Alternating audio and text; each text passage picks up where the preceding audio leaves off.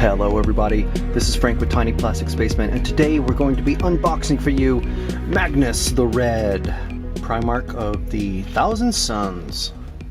So, a hugely impressive looking model.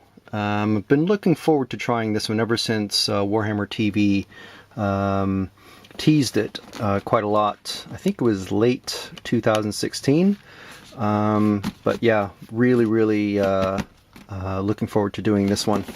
Back of the box has picture of the three different faces on there. Of course, there's the one-eyed one, the Cyclops one, and the masked face. Doesn't show you both of the weapon options, but there are two weapon options. Very cool. Actually, there's the other weapon option. So two different ones. But yeah. Very impressive paint job from the Heavy Metal team. This is one of these the new display sort of boxes where it has a tab at both ends of this little slipcase.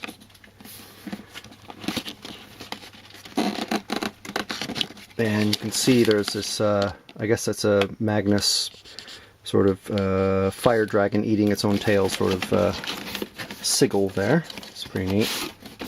So inside the slipcase, you get this, which is another box, basically, inner box.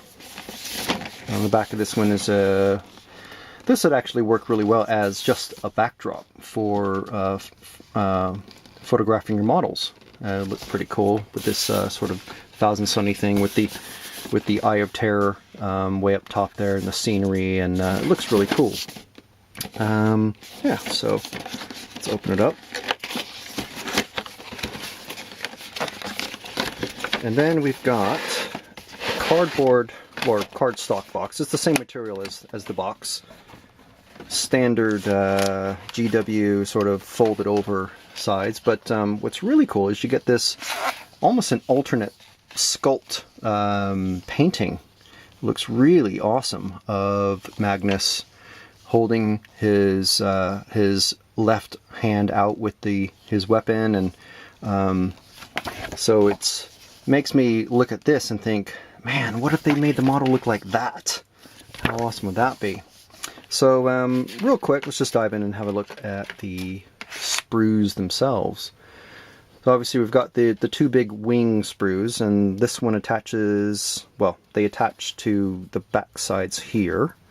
On this particular model, I'm going to be magnetizing the wings so they're removable for easy transport, and also magnetizing the arms, the two different weapon arms. So I'm just examining. I'll probably have to put a pin or two in there, and as well as a magnet, just to have a good hold.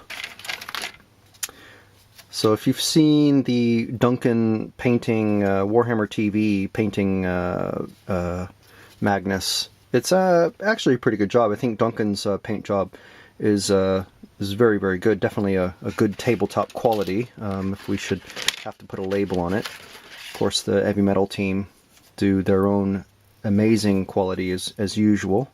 There's the hand with the eyeball. And another hollow plastic kit that's going to have lots of weight savings to it rather than being a solid plastic or resin piece. So yeah, very cool. Oh, I didn't spot where's the other weapon? There it is. So there's the other scythe, or just sword or scimitar, sickle, whatever it is. So same exact fitment of the hands. So yeah, those will be easy to magnetize basically. The other thing I have to look at is magnetizing the face, because that's what the client who sent me this wants done. So we've got this face with the sort of the helmet pieces on it, and then these two obviously go on these two faces, and it should be fairly easy to magnetize. Just a small magnet there, and it looks like there's locator pins on the back of each face. So that should be relatively easy to do.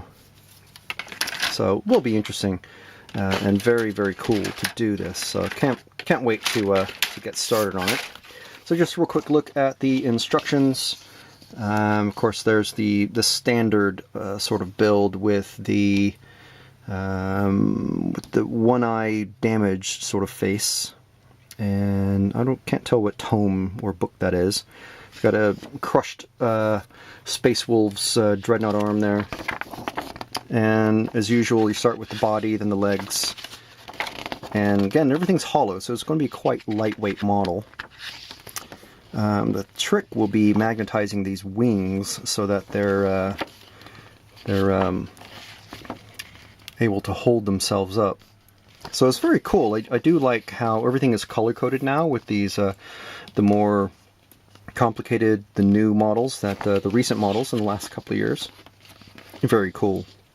I don't know if the Forge World guys and the Games Workshop Prime guys are sharing any sort of computer modeling tips when it comes to making these instructions, but very, very cool. I do appreciate how helpful these color-coded model diagrams are, so quite cool.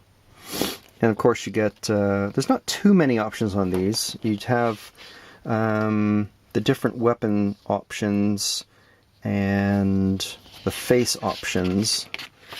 So it's actually a lot more options to it than, say, Guilliman. But yeah, oh yeah, there's your two different weapon options. So yeah, it may turn out that you may not even have to magnetize these. It looks like the way this has been designed, it looks like you might be able to just slot the wings in place, and as long as you don't shake the model around too much, you should be able to hold in place without too much hassle or work. So at most maybe a pin or two, but should be all right. And then as usual nowadays, we've got all the points and stats in the various languages, and a full color paint guide, which is very handy. I don't use the GW paints myself, but if you do, there you go. There's everything you need. Your base, your layer, and your edging, so it's pretty good. And again, there's that really cool pose. It is unfortunate that you couldn't have an alternate pose, like with the Wraith Knight from the Eldar. You have various poses that you can put everything in, but because this is an organic model with skeleton, I should say skin and stuff like that, it's a bit different than a more robot-y model like the Eldar Wraith Knight. But it would have been cool to have the arm and maybe the hand in a different position so that it can be held up or down, and the same thing with that right arm. But you know, it's pretty cool. It looks like, what is this? 2.5 full frames, as GW calls them. So it comes down to tooling, basically. I imagine that if they had added an extra half a frame there to go on this, they probably wouldn't have been able to fit an extra arm, 2 arm options. So who knows? There's always a cost factor that has to go into these things. But anyway, there you go. That is Magnus the Red. It would be interesting to, if I had this on, if this was my model, I would probably try doing something where his hand was down and this arm was up, just to be different. But then you have the difficulty of modeling that the shoulder muscles and the arm muscles and stuff like that properly. But still, it's a very, very cool model. I can't wait to get to it. So thank you very much for sending it on to me, future client who will be having this, and I'm sure you'll enjoy the video of the unboxing. So that is it from me. Please, if you have liked this video, please give us a thumbs up, give us a like, and subscribe if you haven't already. And check us out online, all the various social media streams that you'll see on the screen now. And we'll catch you in the next video. Thanks for watching.